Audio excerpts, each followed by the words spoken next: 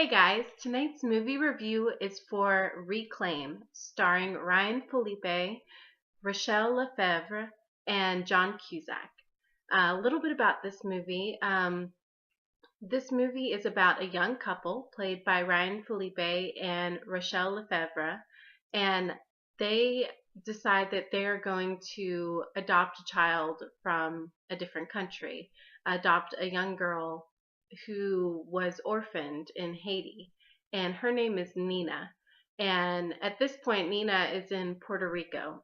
So the young couple travels to Puerto Rico to go finalize the adoption and pick up their new daughter and bring her back to the United States. Um, when they get there, things seem a little backlogged. They're told to wait a few days for a passport for Nina, and they're put up in a nice suite near the beach and told to just bond as family and enjoy. And at their little beach condo, they find out that their neighbor is a guy named Benjamin, played by John Cusack.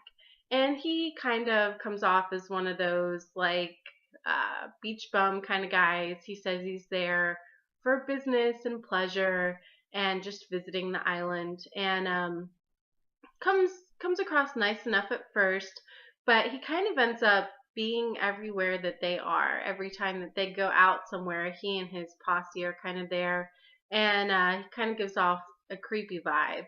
And basically, what happens as the movie moves along is um, they run into more trouble being able to get Nina's papers and paperwork. Um, and after an altercation with Ryan Phillippe's character and one of John Cusack's posse, the next morning, their daughter Nina is missing. She's gone. And when they try to contact the adoption agency, they get no answer. When they go to the building where the adoption agency is, it's empty. It's gone. There's no trace that this adoption agency ever existed. And so the rest of the movie is a process of them trying to find Nina, get her back, find out what's going on, who has her. Is it the adoption agency? Is it John Cusack and his weird group of friends? Are those people working together? And are they going to be able to get Nina back? Is she even okay? Those are kind of the questions in the movie. And this movie is about human trafficking. I thought the story was interesting enough. I honestly had never seen anything really about this, about kind of like adoptions that were complete scams where people are taken for lots of money and they never get to keep the child. The child they maybe see for a day or two and then it's taken away. I hadn't really seen anything like that in a film before, so I thought the story itself was kind of interesting. As far as the acting, I'd say the one bright spot on this was John Cusack. John Cusack's a really good actor, and he brought everything that he could to the role. It was kind of a one-dimensional, smarmy, creepy kind of guy, but he played it to the best of his ability.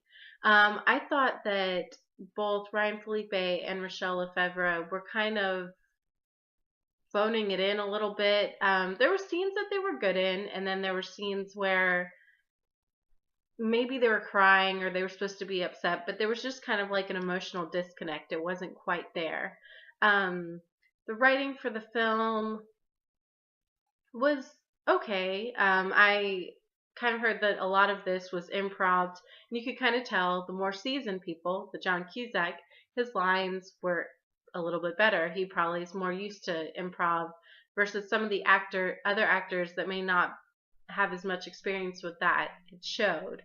The film was shot in location on Puerto Rico, and there were some really beautiful landscape and beautiful shots, but some of it was almost too glossy, too perfect, too pretty, more like you'd see in a TV show, like a Hawaii Five-0 or something like that, and not a major motion picture, not something where you're supposed to be sinking into the story. You were kind of pulled back into the, ooh, isn't that flashy and pretty and nice.